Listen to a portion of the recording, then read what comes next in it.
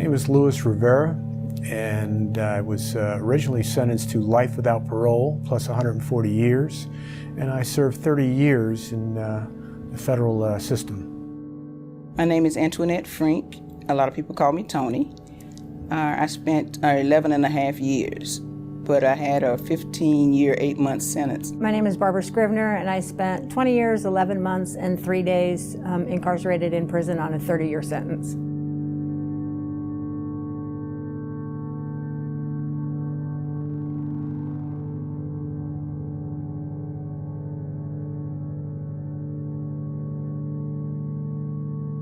I was young. I went in at 27 years old.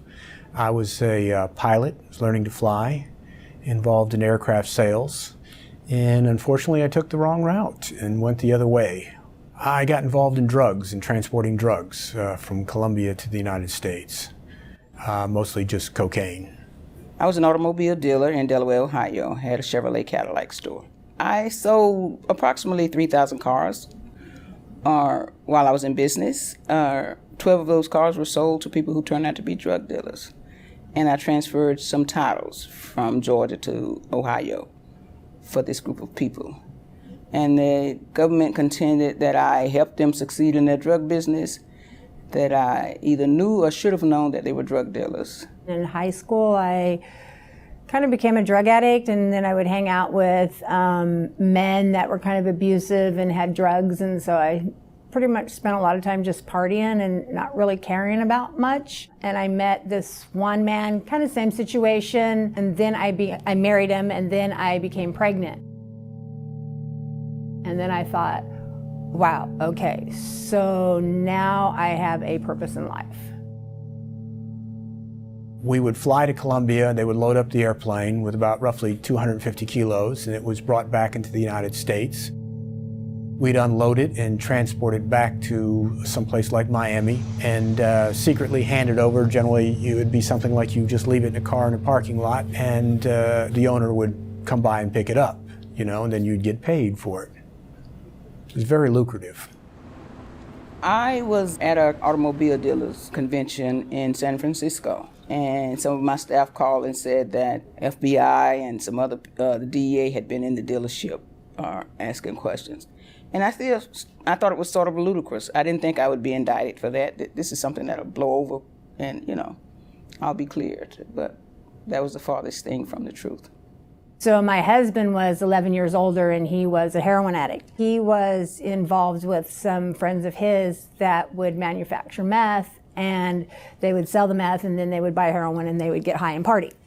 The jury found me guilty of conspiracy, and I guess in their eyes they believed that I knew what was going on. Doesn't matter if I knew what was going on. If I wasn't no part of it, then it didn't have anything to do with me.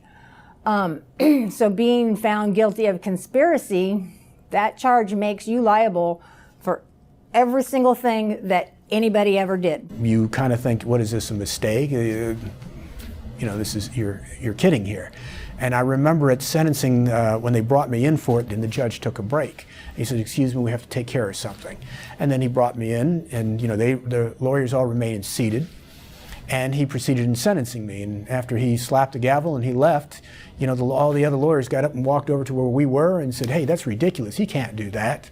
And so I had that in my head that, you know, this was wrong. They had said something in the papers, because I was all over the papers. I was the headliner. I was the black automobile dealer, which was something unusual, especially a female, in the 80s. So the news had said from 30 years to life and all kind of stuff they threw out. I didn't actually know until I got to court on sentencing day that I would receive 188 months in prison. And I had no idea of what any of that meant until I got to prison and started studying. That's when it really sunk in as to the severity of the sentence. During the trial, my attorney was telling me they can sentence you to 30 years in prison, and I still, it did not compute. Even when I was finally sentenced to 30 years, I still didn't believe it. I'm still in my mind thinking this is not happening. There's no way I'm doing 30 years in prison. It makes no sense. As Governor Michael Dukakis vetoed mandatory sentences for drug dealers, he vetoed the death penalty. Everybody wants to be tough on crime, and that was the mantra then, to be tough on crime. Presidential elections were lost because people said they weren't tough enough on crime. I was not a gangster, and most of the people that I worked with never carried any guns. We didn't rely on any kind of violence or threats, and it was just too much money.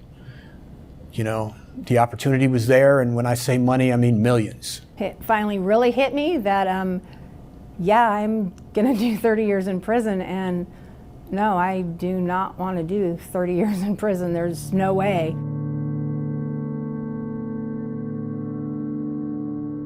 I was in FCI Tallahassee at the time, and they have these really tall buildings, and I got on the roof of one of the buildings, and I took a razor blade and I cut my throat and I jumped off. And they came and they took me to the hospital. I was DOA on arrival, and I spent 4 months in the hospital pretty much with everything broken. I had like 7 surgeries to repair everything. They thought I would be paralyzed. I'd learn how to walk all over again.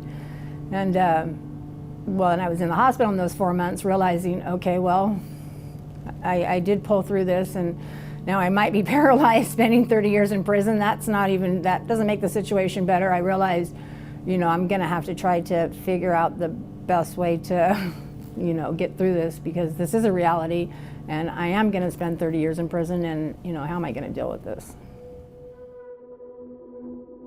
Once you exhaust your appeals that you've been in, courts don't want to hear from you anymore. Even if they've made the mistake, they don't care, they don't want you back. But the federal government, through the U.S. Attorney's Office, has the power to bring you back at any time. And they determined that, you know, I did enough time. My warden had come to me and said, Barbara, I want you to know that yesterday the pardons office called and said that they were going to grant you your clemency and what I thought about it. And I just fell apart. It was right there in the middle of food service, and I just felt tears started coming, and I was like, are you serious? I mean, just 2 weeks ago I was thinking, you know, I still had, you know, 6-7 years left in prison, and now you're telling me in 2 weeks I'm gonna go home. It's not happening. No way it's happening. And 2 weeks later, I walked out those doors. So I called my sister, and she said, your name's not on the list. She read it, and I said, don't look at the pardons, look at the commutations. And my name was on the list. I was in the phone booth. And she was just screaming to the top of her voice. And I just started crying. I was down 30 years, and I got out in October. So I've been down almost 6 months, I've been free almost 6 months now. And I'm just enjoying every day. And what does that mean? What is enjoying every day? I can't wait to wake up in the morning.